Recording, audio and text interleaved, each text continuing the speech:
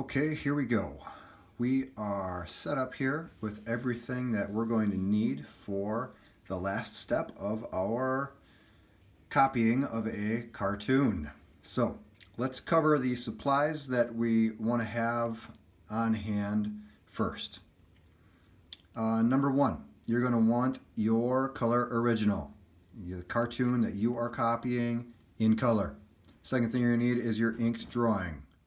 We've got that good to go. Third thing that you're going to need is your paint and your brush. And we are using the good old basic Prang 8-color set with the brush that is included. You don't need fancy art supplies necessarily to do some great work. We've inked this thing with a very inexpensive Bic ballpoint pen, and we're using a very inexpensive watercolor set. What else do we need? We need a towel. Got that. Towel or a rag or a paper towel. I prefer to use the towel because we can recycle it, wash it, reuse it. And lastly, we need a container for water. I've got two here. I think this is the very best one. The Fit and Active Light Whipped Topping Water Container. If you don't have one of those on hand, then I highly recommend the Friendly Farms Greek Low-Fat Yogurt Container. But really, anything that holds water should work. You need water, and not a lot, maybe a cup at the most. And then lastly, finally, we need something that we're going to call test strips. And it's ideal if your test strips are strips of paper that are the same as what you're going to be painting on. It's not a super big deal if it's not, but you can maybe see a little bit difference in the tone of the paper. Not a big deal. But you want to have test strips. We're going to be testing our colors up and down the sides of these pieces of paper. So those are the physical supplies that you need. The last thing that you're going to need, and perhaps the most important, to do a good job on this is your patience and persistence. If you can bring that, then you're going to get a good result. So without further ado, let's jump into painting our copy of a cartoon.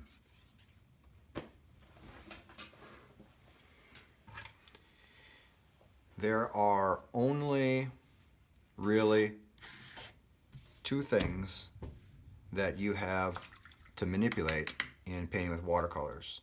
The one is the water, and the other is the paint or the pigment. And so it's going to be very important throughout this process that you control how much water you have and how much paint you're using. So that's why we have this rag or paper towel handy, so that when I clean my brush off, I can dry it off on the paper towel or on the rag and not necessarily continue to add water to my paint and thin it down unintentionally. So that's why we have, that's one reason why we have the paper towel. So let's take a look at our cartoon. Some of you have very flat colors in your cartoon. Others have cartoons that have multiple colors within a space. So I'm going to start with her hair, and if you can see that, there are actually a couple of different browns in there. So you guys can choose which one you're going to copy. I can see, let's use the brush. I can see a darker brown and then streaks of a lighter brown, almost a yellowish tan there. So you can pick one or the other, or if you want to try to involve both, you can do that. If you look at the character over here, you can see a lighter gray and a darker gray. You can mix one or the other, not a big deal. I think that's it. The grass has a little bit different tones too. A little bit more of a yellow green and a little bit more of an evergreen. So at any rate, you're going to pick the color area that you're going to focus on, and that's the one we're going to try to match as exactly as possible. Now, when looking at colors, you want to think about how you might describe them. So, for instance, is this a reddish brown, a yellowish brown, a bluish brown? Is it a cool brown? Is it a warm brown? It's possible it could be kind of greenish or orangish. I would describe it as kind of more of an orangish yellow warm brown that we're going to try to create. And so let's try that. Now, most people in their painting are going to overly rely on the colors that are given to them. So they'll do what I'm doing here, and they'll jump right in, and they'll start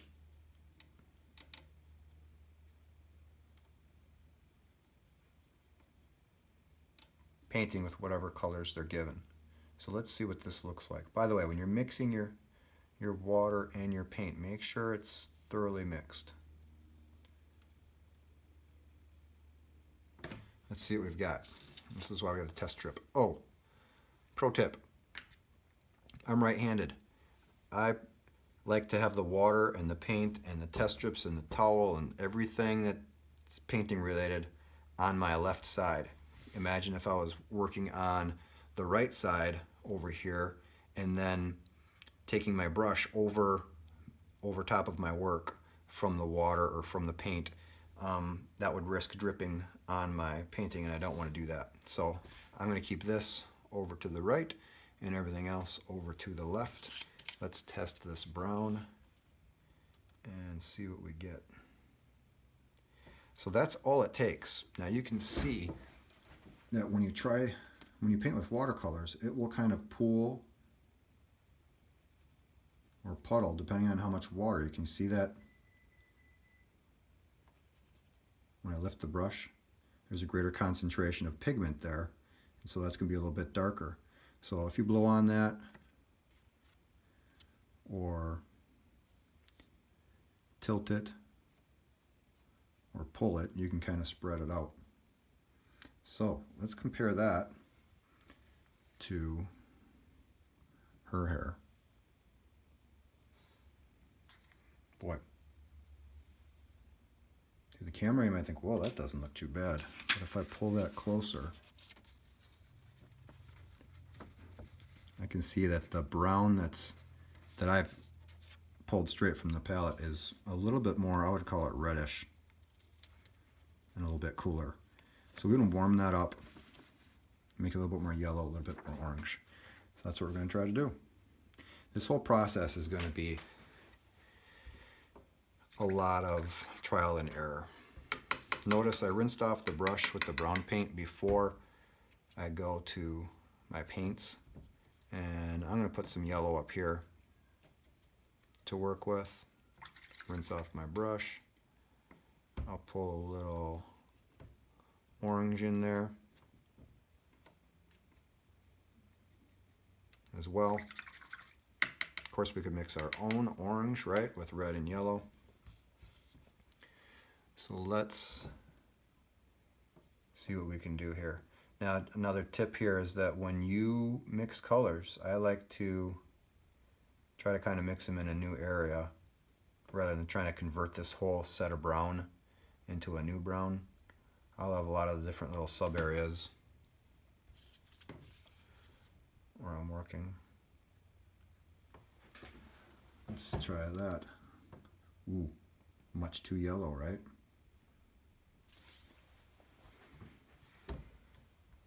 So I'm going to go right from that to this orange and pull some of that up here. Let's see what we get there.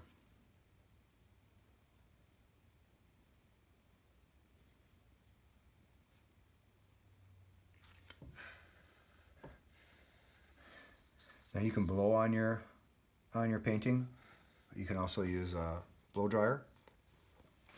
As watercolors dry, they'll tend to lighten. So you can see we've got three different browns. We've got the original from the palette. We've got the one where we added yellow, and then we've got the one where we added yellow and orange. And let's compare the two. Not the best lighting here, to be honest. Let's try, again, trial and error. Let's try, we could go a little bit more with the regular brown. We could try adding some red or some blue even. We can make our own brown. It's just a neutral color.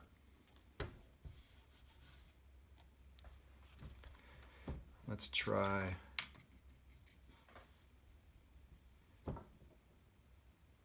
a little bit goes a long way. Especially if you're adding a darker color to a lighter color. Ooh, shouldn't jiggle the camera.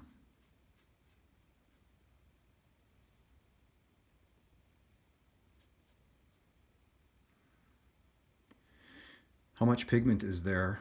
How much pigment is there relative to how much water? Sometimes that's called saturation. How saturated your color is.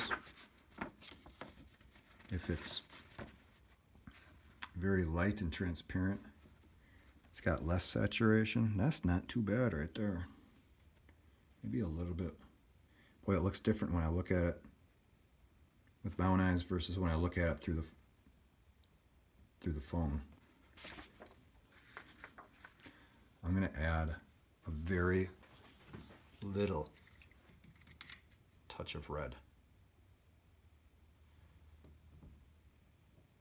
See what that does. You can see I'm running out of color here.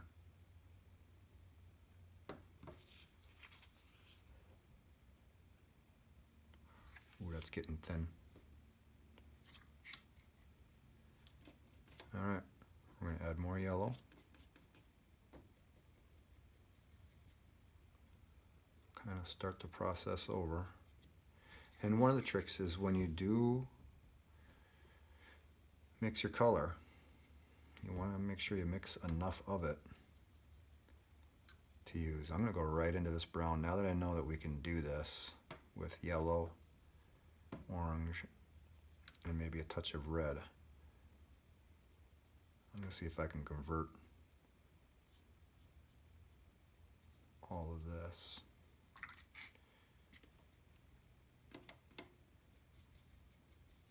Into what we need. You can see our light is not real great.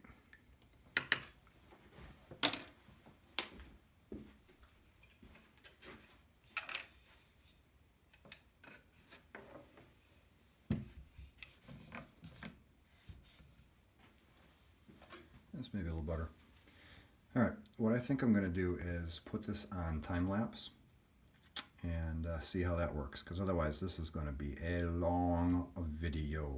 So again, just a reminder, control how much water and how much paint, how much pigment you're using. You don't have white at your disposal. You can make your colors lighter by adding more water. Make sure you have your towel handy so that you're not overly watering down your paints that you're mixing. Make sure that you don't drag other colors into your pans, like you can see happened here with green. That's important. Oh, and let me show you the technique when you do finally get your color. The technique that we're going to use, and I'm just going to grab, let's use purple. Got a lot of that. When you do have a color, and this is a fun little trick. Make sure you have enough of your color to cover the area that you're trying to paint. And then let's say I want to fill in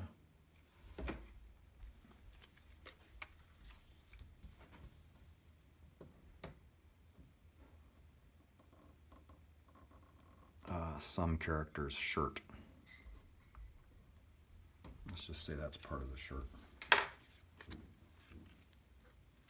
Then we want to mix enough of the color, nice and even, and then we're going to start on one end of that thing. It's a little bit tricky holding them in the air.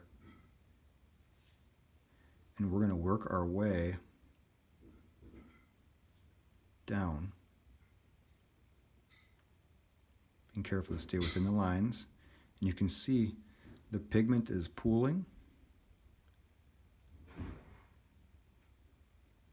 You want to maintain what I call a wet edge. So I'm holding this paper slightly vertically, and you can see that it's a little darker at the bottom because the pigment is pooling down there. And as long as I keep that bottom edge wet, I get a nice even flat wash. I can go back in here, grab more color, pull it up. I have to be careful not to have too much or to hold it too vertically. We don't want it to run down the paper. But this is very satisfying. It's very tactile. I'm going to come down here, I'm going to pull this pigment up and around. And we're going to continue to pull it down. But so you can see this is a fairly even blending of color. That's what we want to go for. So hold it slightly vertical, mix your color, fill your brush, pull a line across, and then let that pigment kind of settle on the bottom edge. Oops, I went over my line. On the bottom edge, and maintain a wet edge. The alternative is what a lot of people will do, what most people do is they'll paint across, and then they'll paint across, and then where you overlap, where those edges are, you can see my edges are dry. The puddle's here at the end of the stroke, right? And then where the colors overlap, can you see how it's lighter or darker? It looks streaky. You get the same effect with markers. When you color with markers, you get the same kind of puddling of pigment at the end of your stroke. So rather than that, we want to have a wet line. You can see this started to dry a little bit. We want to have a wet edge rather, and pull that down to give you a nice even wash. All right, I'm going to stop this and go to time lapse.